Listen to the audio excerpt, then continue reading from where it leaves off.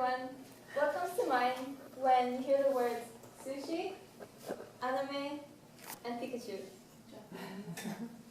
Oh, this is so hard.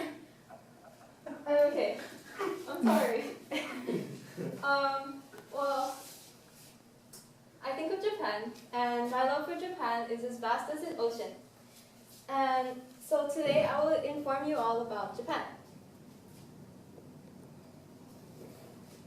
Here at KCC, at least one Japanese school sends exchange students here for a short exchange program. So far, we've had students from Oshima, Okinawa, and Toyama.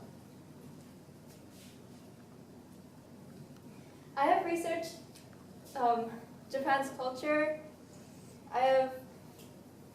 I've been studying Japanese language for 4 years, and I've been to the country twice.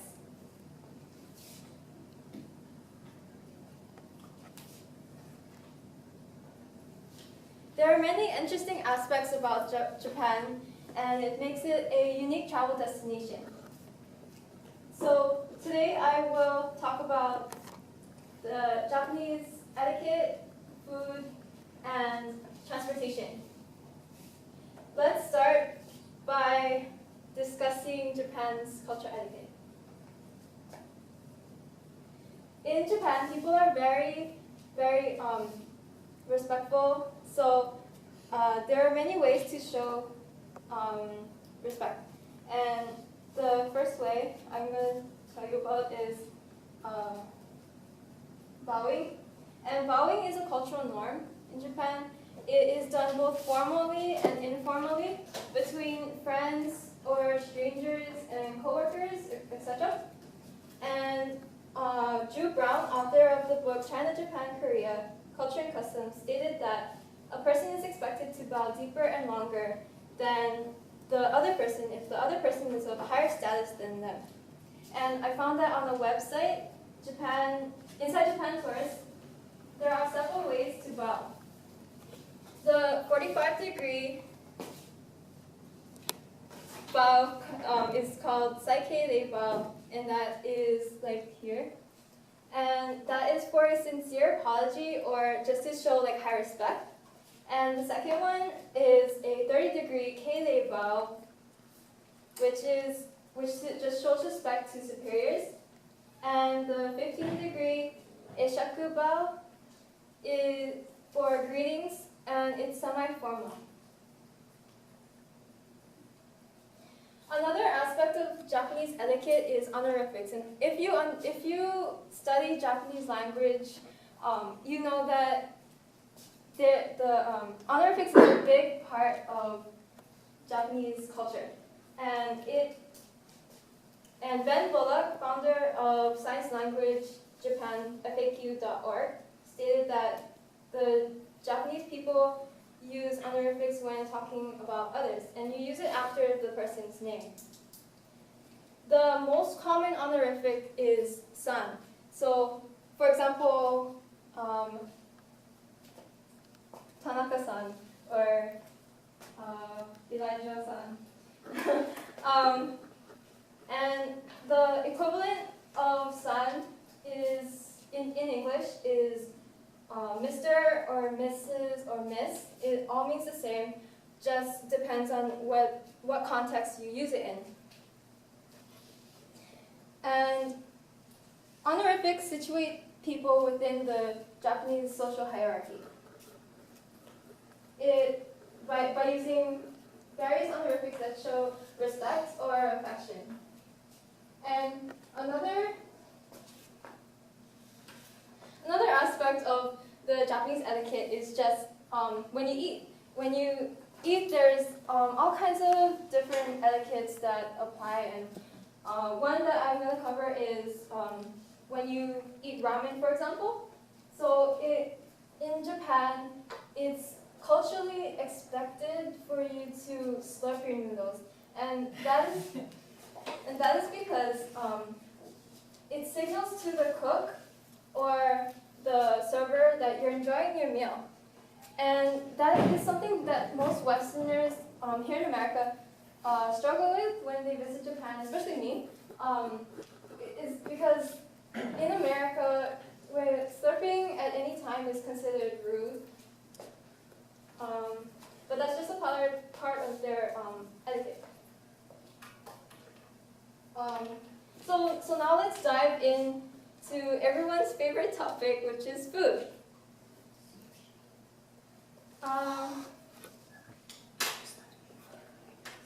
For many, Japan's unique and delicious cuisine is what sparks their travel intentions. A vast array of seafood is present in Japan, and one of them is sushi. Sushi is found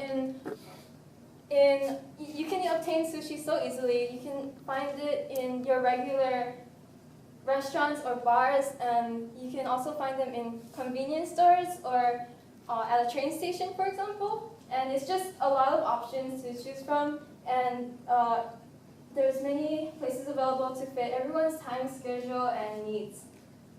The prices are also a lot cheaper there too. And another type of food is noodles. There's all kinds of noodles. There's ramen, udon, soba, and all types of varieties. Some restaurants even prepare the noodles right before your eyes, so it is so deliciously fresh. And one time I went to a restaurant, and this is the case where they actually did prepare it in front of me, and it was really good.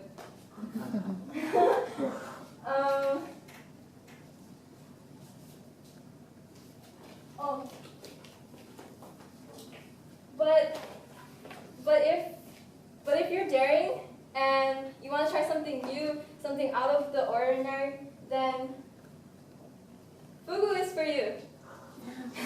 Fugu is Japan's term for blowfish, and Yasumi Okuda, the author of the book Neuropoison, says that fugu produces a potent toxic substance that is found in various of its organs. For example, the ovaries, liver, intestine, and skin and spine. And that substance is known as tetrodotoxin, and that is a neurotoxin fatal to humans and other predators at low doses. So for that case, fugu is highly regulated in Japan, and grocery stores must have a permit, and selling the whole fish is illegal. Sushi chefs also must train for years to obtain their fugu license. Statistics from the Tokyo Bureau of Social Welfare and Public Health indicate 20 to 44 incidents of fugu poisoning per year in between 1996 and 2006 in Japan. Each year, these incidents led to between 34 and 64 victims being hospitalized and 0 to 6 deaths. But fugu is considered a delicacy, and if you're willing to come into close contact with the possibility of death, then it's a good thing to try. It'll certainly excite your taste buds. I personally haven't tried it myself, but I do know people who have, and they just say it's like there's a tingling feeling, and then when you feel that, you gotta stop eating. So now all that may sound intriguing, but what will really blow you away is Japan's amazing transportation system.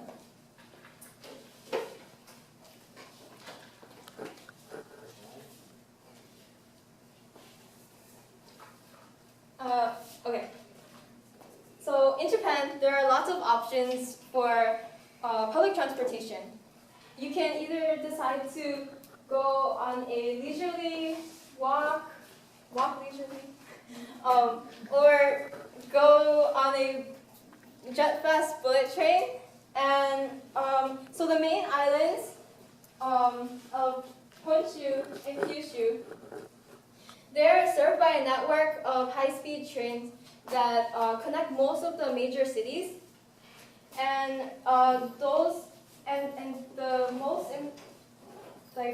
the fastest train Shinkansen, which is a bullet train. And that is the Shinkansen is operated by Japan Railways. On the website Kids Web Japan, I read that the Shinkansen can run at speeds of up to 320 kilometers per hour, which is about 200 miles per hour. It's so efficient, and it gets you to the destination on time, to the second. Oh.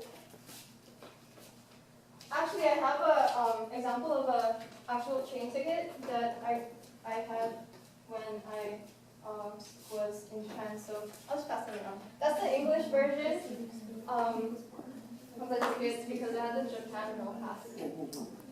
And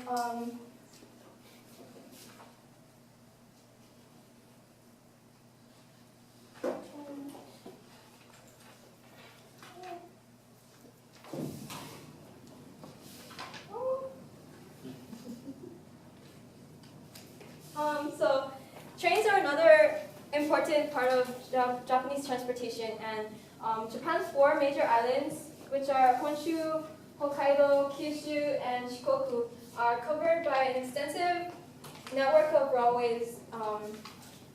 And probably the most famous is the Yamanote-sen, or the Yamanote Line. And that is Tokyo's most important line, and it goes in a circle, and it connects major city centers in Tokyo. And I have another example of a actual train ticket. These tickets are actually supposed to be like destroyed after you go on. Like you put it in the machine, and it spits it back out, and then you go on the train. And once you get to your destination, you're supposed to put it back in the machine, and then it just eats it. But I don't remember why I still have it. So yeah, that one is bound for Ueno, I think, and that's a major stop in the Yamanote-sen. Now, once you get to your destination, whether you use the trains or the Shinkansen, you have to walk. And walking is another major form of transportation. And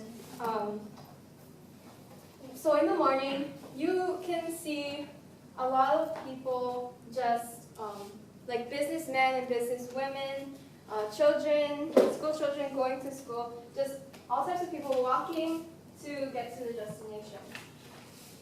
And to really show you how important walking is in Japan, I found a video on YouTube that I would like to share with you all today.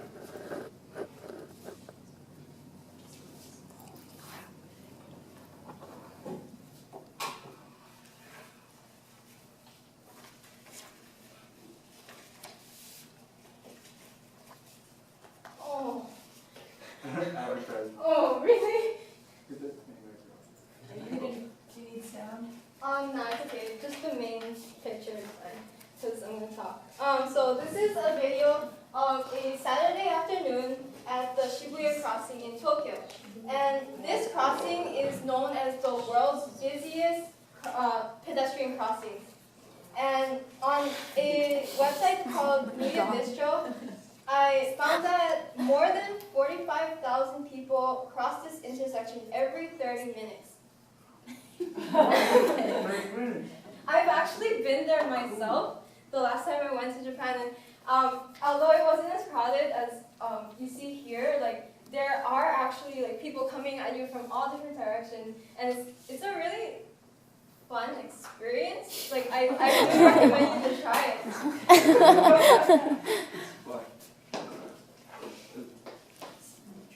And I believe that each time interval is you only get 1 minute to cross the street, and then the cars will start coming. You could, yeah. 1 minute? Yeah. So this is an overview of the intersections, and you can see that there are 4 pedestrian crossing walkways. Pedestrian walkways. And people just go from all different ways. Yeah.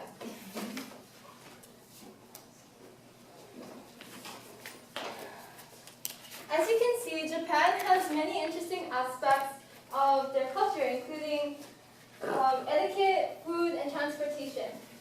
I hope you all got a taste of Japan today, but really there's nothing that can replace real experience, so I definitely recommend you to consider visiting Japan sometime in your life. Thank you.